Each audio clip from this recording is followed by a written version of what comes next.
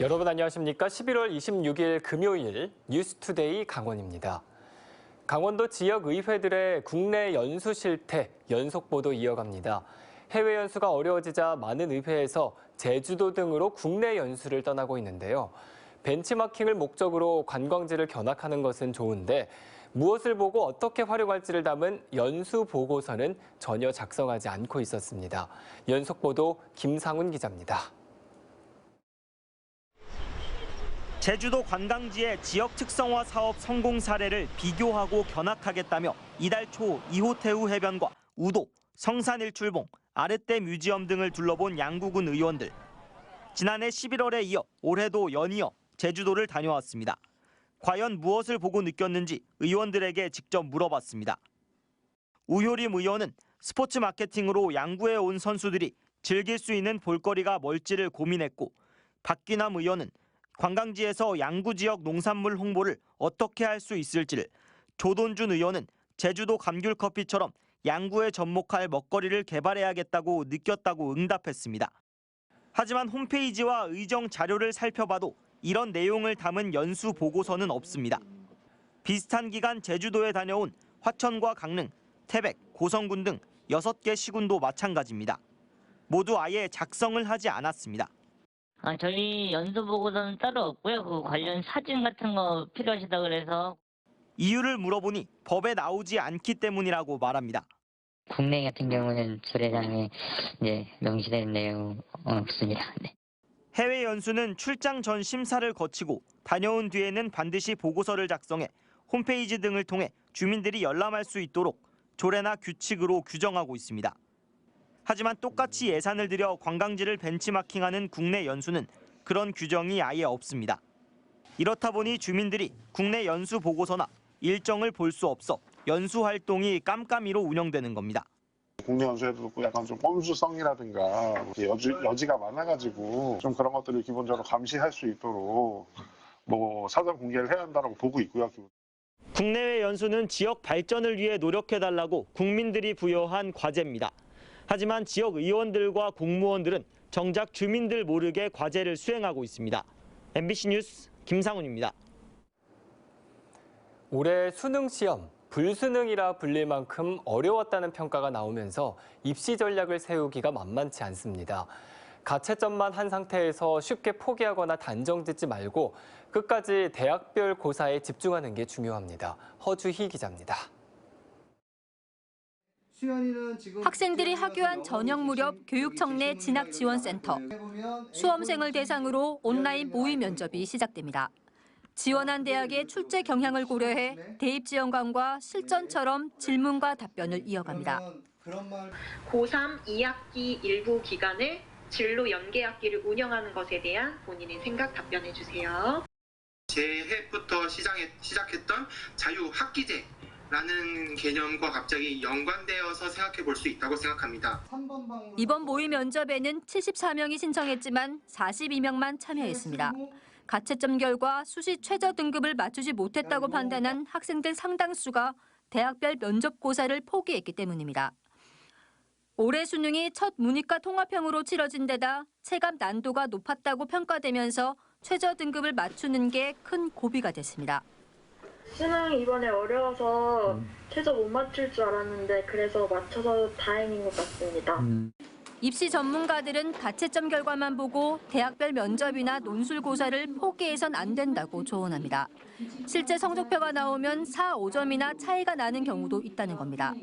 또 면접도 연습하는 만큼 실력이 늘기 때문에 모의 면접을 최대한 활용하고 특히 일부 사설 업체가 제공하는 원점수로 섣부른 판단을 해선 안 된다고 강조합니다. 반드시 대학별 홈페이지에 들어가서 대학별 반영 점수를 대학별 반영 비율이나 가중치를 통한 점수를 통해서 나에게 유리한 대학이 어디인지를 찾는 것이 가장 중요합니다. 다음 달 10일 수능 성적이 통지되더라도 수능 체제가 바뀌어 이전 결과는 활용할 수 없기 때문에 지금으로선 논술과 면접 등 대학별 고사에 끝까지 집중하는 게 최선입니다. MBC 뉴스 허주입니다. 양양군이 대표적인 연어 산란처인 남대천을 생태문화관광지로 개발하고 있습니다. 연어 산란에 나쁜 영향을 줄 것이라는 우려가 끊이지 않는 가운데 사업 과정도 매끄럽지 않아서 논란이 되고 있습니다. 이하라 기자가 취재했습니다. 카약과 전동보트, 12인승 모터보트인 황포 돛배까지 양양 남대천 하류의 수상 레포츠 체험센터가 모습을 갖췄습니다. 양양군이 추진 중인 남대천 르네상스 프로젝트 중 하나인데 생태 관광지 조성을 목표로 21억 원을 들여 이 센터를 지었습니다. 계획대로라면 지난 상반기에 이미 문을 열고 지금 한창 관광객을 맞이해야 하지만 현재로선 내년에나 배를 띄울 수 있을 것으로 보입니다. 현재 민간 운영자와 세부적인 운영 시기와 방법을 협정했으며 항포 돛배와 전통 조각배, 보트 등으로 남대천 수변을 따라 주변 생태 관광을. 양양군은 사업 계획 단계에서 관리 위탁 방식으로 시설 운영을 구상했습니다. 1년 차에는 1억 8천만 원가량, 2년 차에는 2억 원 가까운 군비를 외부 업체에 주고 시설 운영을 맡기겠다는 것이었습니다.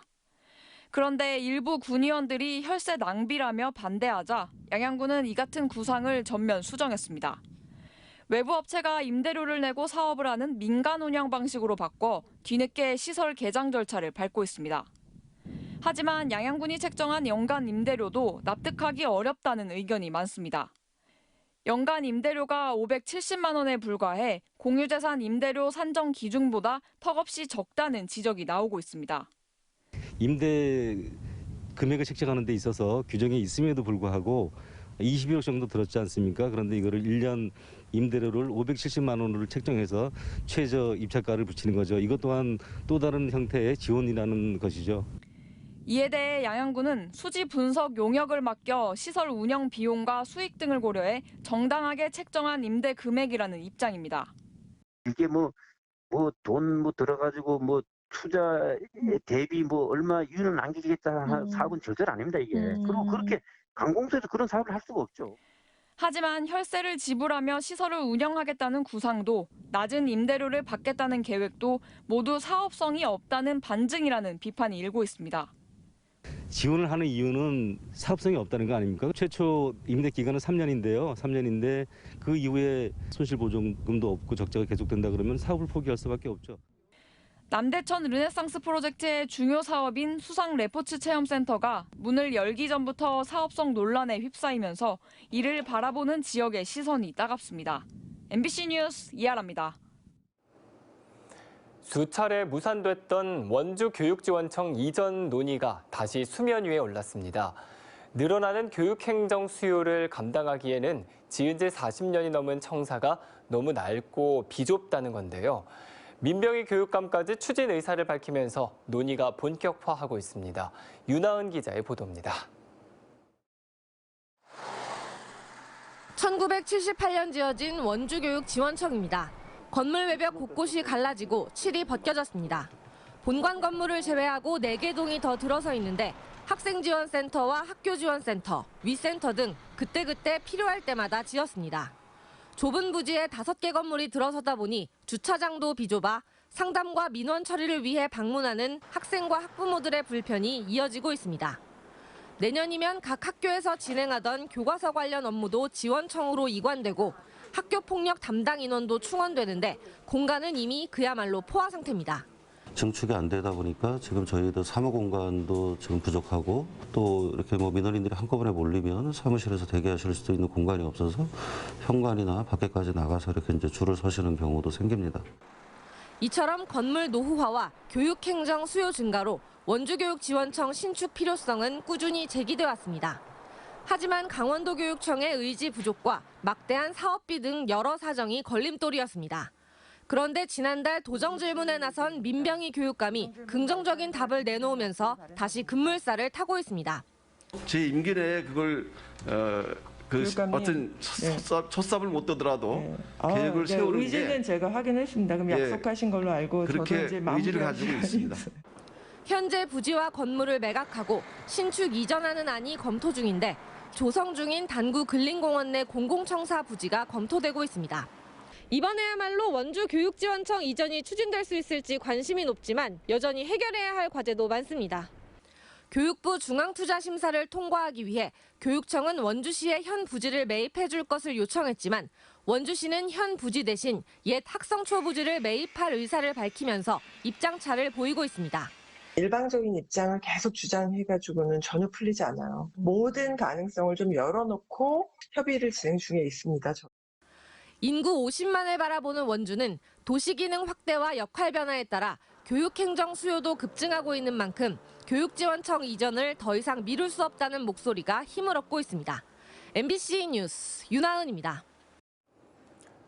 국회 교육위원회가 교육부의 재정 지원에서 탈락한 대학 52개 중 절반만 구제해주는 예산안을 의결하자 또다시 반발 여론이 일고 있습니다.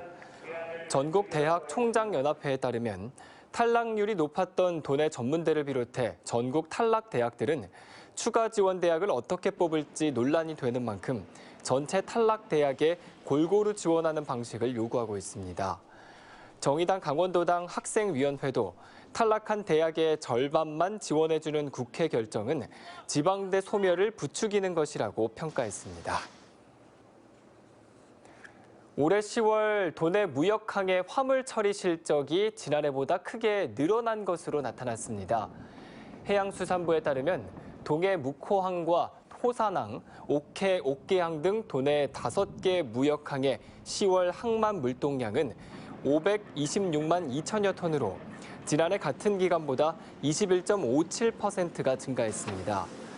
품목별로는 유연탄이 지난해보다 137.98%가 늘었고 무연탄과 시멘트는 지난해 10월과 비교해 각각 51.23%, 1.11%가 줄었습니다.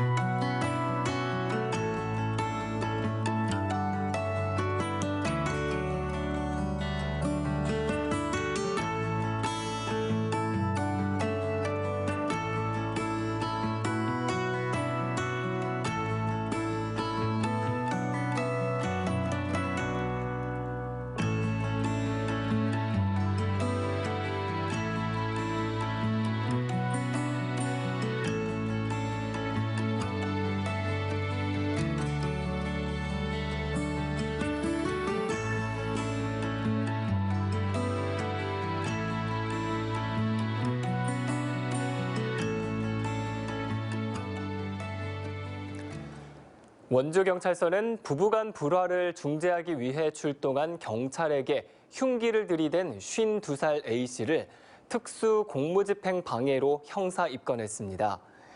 A씨는 지난 25일 밤 9시쯤 원주시 단계동에 있는 자신의 가게에서 남편과 말다툼을 벌이다 신고를 받고 출동한 경찰을 주방에 있던 흉기로 위협한 혐의를 받고 있습니다. 사건 당시 A씨는 위협을 벌이다 경찰이 발사한 테이저건에 맞아 제압됐습니다. 춘천시가 시내버스를 직접 운영하는 공영제 도입을 발표하자 지역 정치권의 반응이 엇갈리고 있습니다. 정의당 춘천시위원회는 공영제 도입 결정을 환영한다며 내년 하반기 시행보다 더 빨리 추진될 수 있도록 추진단 구성과 연구 용역 등에 나서야 한다고 밝혔습니다. 이에 반해 국민의힘 춘천시 의원들은 공영제에 필요한 예산과 버스 회사 인수 문제 등을 고민하지 않고 추진 의지부터 밝힌 것은 말이 안 된다며 공영제 도입 선언 철회를 요구하고 나섰습니다. 강릉시 의회가 군 소음 피해 보상 기준 완화를 촉구하는 결의문을 발표했습니다. 강릉시 의회는 군소음 보상법이 재정 취지와는 달리 보상 기준이 엄격하고 피해 지역 경계가 모호하다는 등 정당한 보상과 지원을 어렵게 하고 있다고 주장했습니다. 강릉시 의회는 소음 대책 지역의 영향도 기준을 민간 항공기 기준으로 변경하고 해당 지역에서 경제 활동을 하는 직장인과 사업자도 보상 대상에 포함시킬 것을 촉구했습니다. 제13회 강릉 커피축제가 어제 개막해 28일까지 나흘 동안 도심 일원에서 다채롭게 펼쳐집니다. 2년 만에 열리는 올해 축제에서는 시음과 체험, 판매 등 야외 행사가 강릉 대도호부 관화, 그리고 연곡 소량기 캠핑장에서 열리고 녹색 도시체험센터 부문별 대회, 안목 커피거리 버스킹 공연 등도 나눠서 열릴 예정입니다. 코로나19 방역을 위해 모든 행사장은 백신 접종 완료자 또는 코로나19 음성 확인서를 증명한 사람만 입장할 수 있고 체류 인원을 제한해 사전 예약자 우선으로 입장할 예정입니다. 철원군이 내년도 예산안으로 5,500억 원을 편성하고 6개 중점 과제에 집중하기로 했습니다. 이현종 철원군수는 어제 군의회에서 시정연설을 통해 내년도 군정 운영 방향으로 안정 속의 변혁, 희망 중심 철원 건설을 제시했습니다. 이와 함께 3개 농공단지와 플라즈마 산업단지의 기업 유치와 기후변화 대응으로 차별화된 농업 경쟁력 확보, 스포츠 마케팅과 체험 관광을 통한 인구 유입 등 6가지 과제를 중점적으로 해결하겠다고 밝혔습니다. 학생들의 감염이 급증함에 따라 학원과 교습소에서 사용하는 방역 물품이 지원됩니다. 강원도 교육청은 어제부터 학원과 교습소 3,166곳을 대상으로 한 곳당 10개씩 살균 소독제를 지원하고 있다고 밝혔습니다. 살균 소독제는 학원이나 교습소가 소재한 교육지원청을 직접 방문하면 지급받을 수 있습니다. 춘천시 보건소가 운영하는 선별진료소가 호반체육관 맞은편에 있는 춘천종합체육회관으로 다음 달 2일부터 이전될 예정입니다. 춘천시는 그동안 중단됐던 보건소 업무를 다시 시작하고 늘어나는 검체수의 원활한 처리를 위해 선별진료소를 춘천종합체육회관으로 옮길 예정이라고 밝혔습니다. 이에 따라 보건소 내 주차 공간 부족 문제와 민원인과 코로나19 의심 환자의 동선 분리가 가능해질 전망입니다. 평창군이 노르웨이에서 열린 세계올림픽 도시연맹 연례총회에 온라인으로 참가했습니다. 평창군은 이번 총회에서 올림픽 유산에 대한 특별 세션을 만들어 현재 진행 중인 유산 사업에 대해 발표하고 2023년 세계올림픽 도시연맹 유치 의향을 전달하는 한편 2024년 강원 겨울 청소년 올림픽을 홍보했다고 밝혔습니다. 세계올림픽 도시연맹은 스위스에 본사를 둔 조직으로 올림픽 개최 도시 간의 경험과 역량 등을 공유하기 위해 만들어졌으며 평창군은 2009년에 처음으로 가입했습니다. 이상으로 뉴스투데이 강원을 마칩니다. 시청해주신 여러분 고맙습니다.